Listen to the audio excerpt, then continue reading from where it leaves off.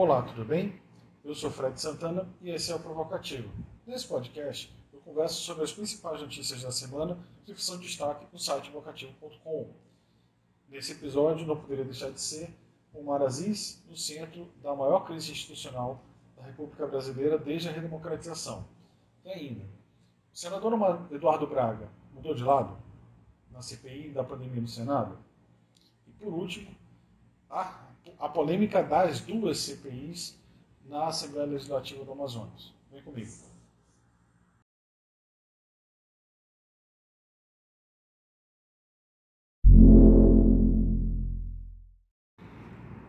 Bom, como todo mundo sabe, essa semana o Brasil vive a maior crise institucional desde a redemocratização. E tudo começou com o próprio senador Omar Aziz na CPI da pandemia do Senado, quando na quarta-feira ele, durante a prisão do depoente do dia, o Roberto Ferreira Dias, que é ex-secretário de Logística no Ministério da Saúde, que estaria envolvido no escândalo da compra das vacinas da Covaxin e também no nebuloso episódio da suposta cobrança de propina na compra da AstraZeneca. Ele deu voz de prisão para esse secretário e ao longo do dia ele soltou a frase afirmando que as Forças Armadas deveriam sentir vergonha de tantos membros sendo envolvidos nesses escândalos. Para quem não sabe, além do ex-ministro da Saúde, Eduardo Pazuello, o coronel Elcio Franco também está envolvido em uma série de denúncias. Ele é citado várias vezes por várias testemunhas, além de outras figuras. E é claro, a gente sabe que atualmente no governo Bolsonaro há mais de 6 mil militares em cargos de confiança. Então, o senador basicamente se referiu a essa associação e as Forças Armadas e o Ministério da Defesa, com o ministro Braga Neto, lançaram uma nota atacando o senador Omar Aziz, falando que não iriam aceitar esse tipo do que eles chamaram de provocação. E, para entornar ainda mais o caldo, nessa quinta-feira, o comandante da Aeronáutica, o brigadeiro Carlos de Almeida Batista Júnior, ele não só reforçou o tom das ameaças que foi feita naquela carta, como foi além. Falou, inclusive, que homem armado não ameaça, que seria a última carta que as Forças Armadas fariam a respeito da CPI, ou seja, basicamente uma ameaça de golpe de Estado. Foi isso. Isso aconteceu. É importante a gente destacar isso, né? Porque como o nosso papel enquanto jornalistas é registrar a história, não deixa de ser curioso que as Forças Armadas se sintam mais, nesse momento, incomodadas com a crítica de um senador, que é justa, porque a menos que eles sejam ingênuos o bastante de pensar que em qualquer segmento só existam pessoas necessariamente boas ou pessoas necessariamente ruins, existem pessoas no Exército, na Aeronáutica, na Marinha, em qualquer segmento existem os bons e existem os maus. É sintomático que a gente veja isso nesse momento. Basicamente, o que a gente sente do senador Omar Aziz nesse momento é muita firmeza, apesar dessas ameaças e da pressão que ele está sofrendo, não só agora das Forças Armadas, mas também dos apoiadores do presidente Bolsonaro. É de uma postura muito serena, muito firme até o momento. A gente não sente nenhum tipo de hesitação dele. Claro, nesse momento você vai... É compreensível que diante de uma ameaça como essa, que ele, né, até procure um tom mais conciliador, um tom mais menos beligerante no momento em que está todo mundo de cabeça quente, né? mas me surpreende até positivamente que ele tem uma postura firme, né? O que me chama a atenção nesse caso é o isolamento local dele, né? Porque quando aconteceram essas ameaças, houve manifestação no país inteiro das mais diversas representações políticas, sociais, de apoio ao Marasís, de apoio à CPI por conta da importância da investigação e de tudo que ela está trazendo à tona nesse momento, né? Agora, em nível local, você não vê nenhuma manifestação de nenhuma figura política. Nenhuma, zero. Assim, claro, você não vai esperar que, por exemplo, o governador e o prefeito, que são alinhados ao Bolsonaro, façam esse tipo de manifestação pública. Mas, por exemplo, o ex-prefeito Arthur Vigílio, silêncio. Políticos locais de representação de Assembleia e Câmara, silêncio total. É curioso você ver que nesse momento tem muito mais figuras fora do Estado manifestando apoio ao Marasís do que necessariamente dentro do Estado. E outra figura ficou em silêncio, mas que a gente vai conversar no segundo bloco, né, que foi o senador Eduardo Braga, mas isso é para outro momento. O que chama atenção nisso tudo é suspeita-se que essa ofensiva do bolsonarismo contra o Omar Aziz, ela vai tomar outros caminhos, né? Eu apostei aqui que talvez, né, a CPI que poderia investigar a atuação do governo do Estado na pandemia, poderia abrir esse leque, como já ensinou o próprio relator da primeira CPI, o Fausto Júnior, quando foi até a CPI da pandemia no Senado, depor, que talvez em nível regional, no esteio da investigação da saúde pública, puxassem alguns fatos do passado, por exemplo, do que motivou a Operação Maus Caminhos, por exemplo, que envolveu a ex-mulher do senador Omar Aziz e ele próprio, né? Então, eu não sei até que ponto essa investida vai continuar no futuro, mas eu diria que para a pressão que ele está sofrendo nesse momento, ele até que está reagindo bem, apesar do próprio isolamento que ele está.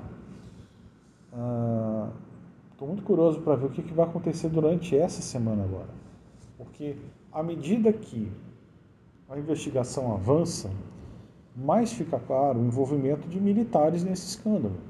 Não dá para fugir disso. Não dá para dizer que todos os militares que forem citados, eventualmente, são culpados. Isso a investigação é que vai dizer. Mas cada vez fica mais claro que, em algum momento, eles vão ter que ser confrontados na sua responsabilidade. Por exemplo, uma pessoa que a gente pode afirmar categoricamente que tem o que responder na justiça é o ex-ministro Eduardo Pazuello. Por toda a atuação dele no atraso da compra das vacinas e na crise de oxigênio em Manaus. Então, agora, outro ponto. O coronel Elcio Franco, que ainda faz parte do governo Bolsonaro, continua sendo citado. Então, será que o Omar vai continuar essa ofensiva com o mesmo ímpeto? Ou será que essas ameaças vão fazer ele recuar? Difícil. Até o momento ele está em nível local, a gente não sente nenhum tipo de receio ou de medo dele, apesar dessa pressão que ele está sofrendo. É muito forte, né? A gente está vendo uma escalada de autoritarismo nunca vista desde a redemocratização, e quando se imaginava que as Forças Armadas iriam estabelecer um limite para a influência do Bolsonaro, e há quem diga, na verdade, que não existe essa divisão, que é basicamente um partido fardado que elegeu o Bolsonaro. Eu acho que é uma tese que é muito interessante, mas que ainda precisa ser melhor avaliada. Voltando para o Omar Aziz, eu estou curioso para ver como é que vai ser a reação dele essa semana, porque em dado momento vão ter de avançar. para os militares realmente, assim, de quebrar sigilo, de ver o que a quebra desse sigilo vai trazer, talvez fazer novos depoimentos, agora na condição de investigados, e como fica um eventual, ou até acareações podem acontecer. Será que ele vai manter o mesmo ímpeto? Quando foi o Pazuello depor, o Omar, até o Renan Calheiros, a gente percebeu que não foi a mesma força, não foi o mesmo nível de cobrança de outros depoentes. Há quem diga que, inclusive, a pressão dos militares já aconteceu naquele momento. Agora, essa pressão ela se tornou pública. Então, resta saber como ele vai reagir quando, basicamente, a democracia está em risco. Eu estou curioso. Eu realmente acho que ele está numa panela de pressão muito forte. Sozinho. Mas em nível local ele está sozinho. Em nível nacional, não. E aí chama atenção para o segundo bloco.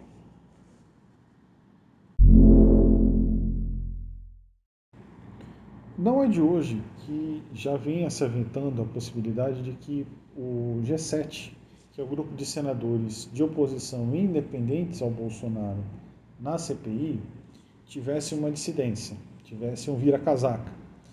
E aparentemente as suspeitas se voltavam para o senador Eduardo Braga, que vinha se afastando do grupo nas últimas semanas e aparentemente foi confirmado isso pelo próprio Bolsonaro, que durante a sua live dessa quinta-feira ironizou a questão de não ser mais G7, sim G6.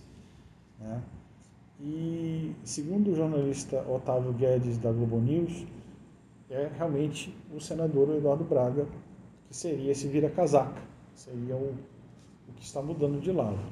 Eu sinceramente ainda não percebi em nenhuma fala explícita durante os depoimentos e as sessões da CPI, nenhuma fala dele mais categórica nesse sentido. Há quem diga que seria para tentar se reaproximar do governo Bolsonaro, buscando apoio, verbas e esse tipo de coisa. Seria suicídio político. Para mim, eu acho que seria suicídio político. Por quê? Todas as pesquisas que a gente tem divulgado, têm sido divulgadas para a imprensa, mostram a popularidade do Bolsonaro derretendo. Todos os indicadores de opinião, ele vai muito mal.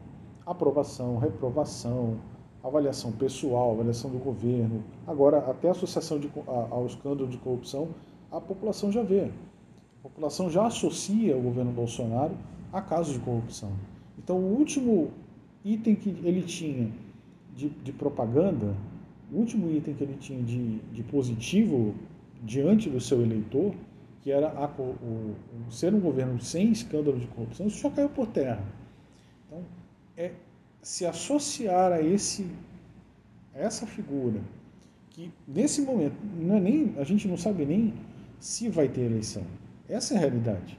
Chegou num ponto de tal tensão no país que você não tem confiança que vamos ter um processo eleitoral ano que vem, e se tiver, definitivamente vai ser o mais tenso e belicoso da nossa história. Né? A gente as pessoas estão lidando com esse assunto com medo de violência física nas ruas, nas manifestações de partido, nos comícios, nas carreatas, nas caminhadas. O temor pela segurança é real. Então, o Bolsonaro hoje, ele não é uma figura que conte com a maioria da população. Na verdade, ele está cada vez mais isolado naquele grupo de 25%, 23% de aprovação que ele tem, que é o núcleo fiel dele, e não vai diminuir.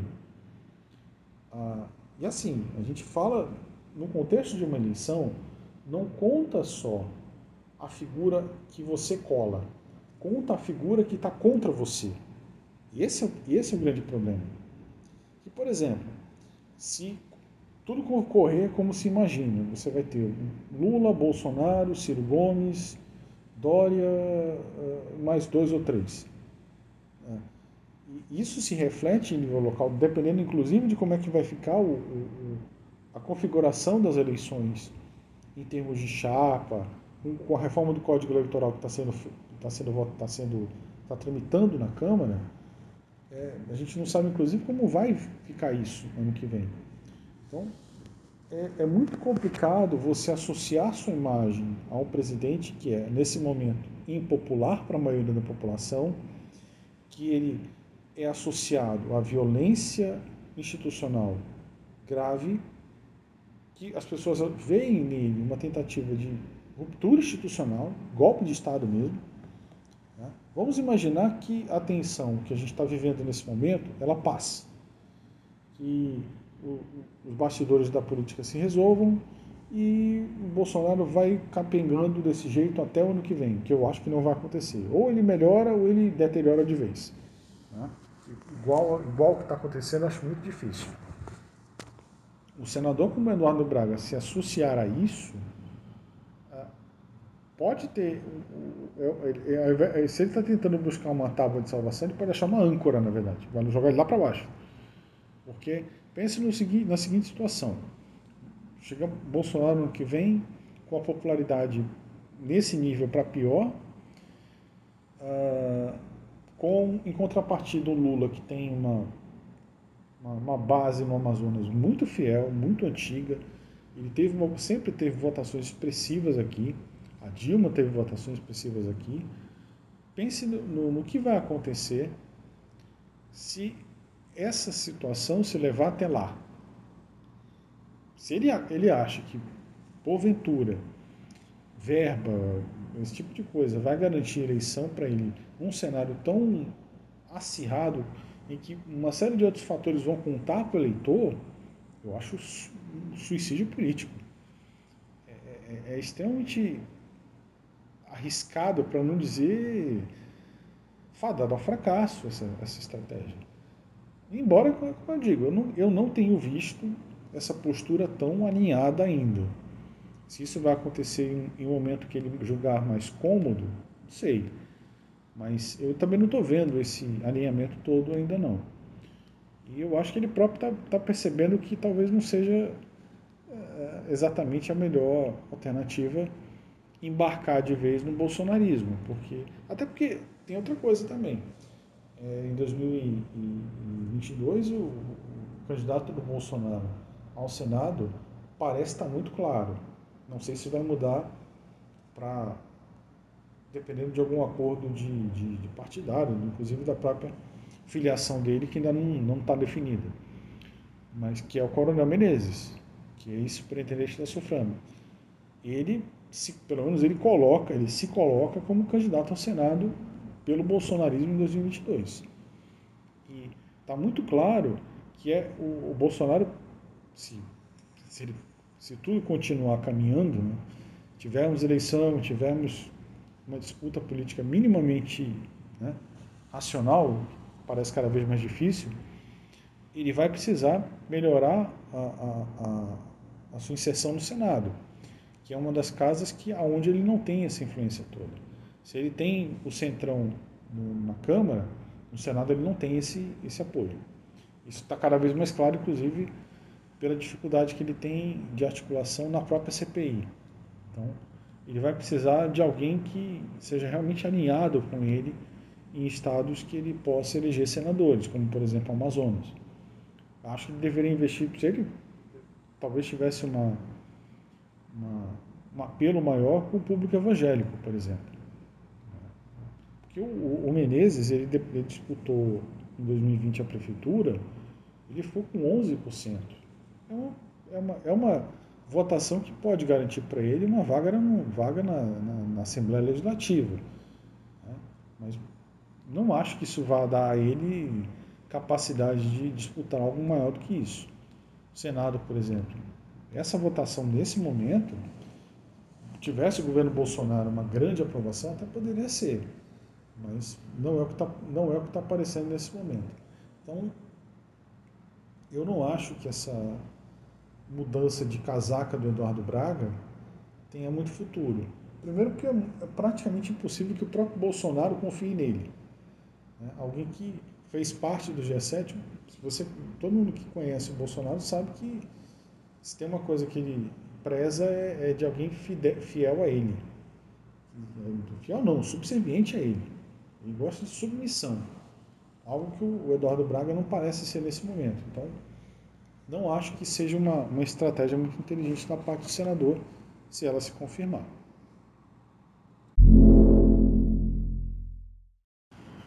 A gente teve também uma situação, mais uma, surreal na Assembleia Legislativa do Amazonas essa semana. Na terça-feira, faltava apenas uma única assinatura para a instalação da segunda CPI da pandemia no Estado. Seria a CPI da pandemia mesmo, acho que é o nome. E quem iria dar a última assinatura seria, todo mundo imaginava, na verdade, que seria o ex-prefeito de Manaus, o Serafim Corrêa, PSB. Ele anunciou na segunda-feira, dizendo, olha, amanhã eu vou me posicionar sobre isso, todo mundo conhece a minha luta, conhece a minha história. Parecia muito óbvio que ele ia assinar. E assinou, só que ele não assinou a CPI que a gente imaginava que ia assinar. Ele e o também deputado Sinésio Campos, que é do PT, eles são bem parceiros antigos de política, eles protocolaram uma outra CPI, mas só que dessa vez ela com um enfoque diferente, porque a CPI que tramitava anteriormente, que é de autoria dos deputados Denilson Chagas, do Podemos, e do Wilker Barreto, que também é do Podemos, eles tinham o pedido da CPI que eles propuseram era para investigar o quê? Basicamente desvios de verba. Né? O principal enfoque dado era do quê? Desvio de verba, pagamento do aluguel do Hospital Newton Lins, enfim, era a parte financeira da administração do governo Wilson Lima envolvendo a pandemia. Basicamente isso. Inclusive, eles sofreram críticas porque, por exemplo, a questão do planejamento do caso do colapso de oxigênio em janeiro praticamente era ignorado. Eles não falavam dessa questão.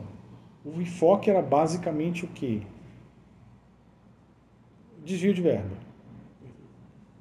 Denúncia de desvio de verba, a Operação Sangria e tudo isso. O que aconteceu? Na terça-feira, o Sinésio e o Serafim apresentaram uma proposta que, essa sim, inclusive o nome era diferente, era a CPI da asfixia, que investigaria basicamente o que aconteceu no colapso de janeiro. E isso criou um racha na Assembleia, por quê? Aí vai uma série de interesses que são muito conflitantes. Por serem do Podemos, esses dois, e o interesse era basicamente o quê? Atacar o governador Wilson Lima. Esse é o intuito do Wilker Barreto e do Denilson Chagas. Eles sempre são da oposição mais forte, mais ferrenha, atacam o tempo todo o governador. E o interesse deles era focar nisso. Era basicamente usar a CPI como uma forma de ataque para o governador. Só que é aquela história, se você traz o enfoque para a crise do oxigênio, você começa a dividir a responsabilidade com o governo federal e com, por exemplo, a prefeitura. Por quê? A responsabilidade do SUS é tripartite. Você tem três responsáveis. E, embora as pessoas deem um enfoque exagerado em cima, por exemplo, do governo do Estado com relação à atenção de média e alta complexidade, e do governo federal do repasse de recursos, não é só isso. Em toda a estrutura do SUS, ela não é tão central, não é tão dividida quanto se parece. Você tem, por exemplo, o planejamento da pandemia, testagem, monitoramento de casos, decretação de lockdown, e tudo isso tem, por exemplo, participação da prefeitura também. Então, se você amplia demais o leque de investigação, você pode atingir aliados. Então, basicamente, isso gerou um racha. O ponto mais interessante da semana, nessa questão, foi o ex-deputado Fausto Júnior, do MDB, aquele que depois, lá na CPI do Senado e disse que não, tem que investigar tudo. Ele retirou a assinatura. Ou seja, na hora em que o escândalo poderia ser ampliado, a investigação poderia tratar não só apenas, não só de a questão financeira da coisa, de desvio de verba, mas também responsabilidade, por exemplo, que envolvesse o governo federal. Isso tira o interesse, o ímpeto de uma série de deputados, né? Então, basicamente, o que a gente tem hoje é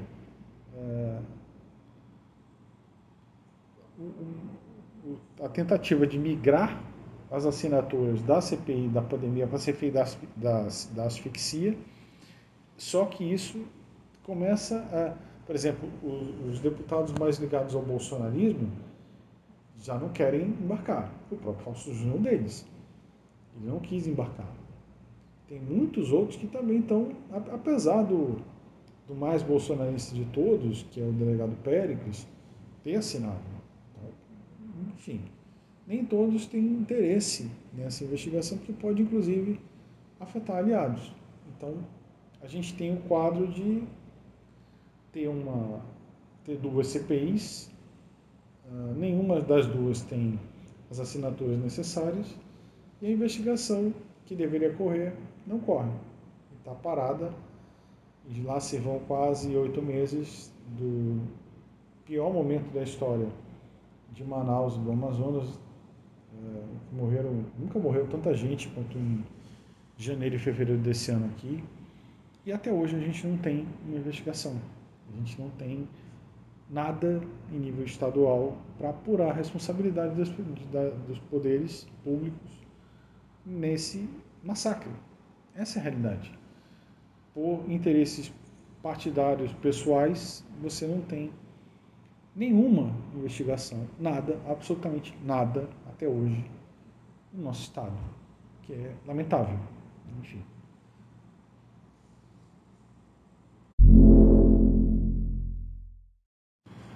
Bom, pessoal, é isso, né? Semana tensa essa próxima promete ser tão ou mais tensa em nível nacional, em nível local também. Continuem todos visitando o Vocativo, curtam, compartilhem, comentem. Canais de contato vocês já conhecem, principalmente o contato @vocativo.com. Dúvidas, críticas e sugestões, mandem por lá. Tenham todos uma ótima semana e um forte abraço.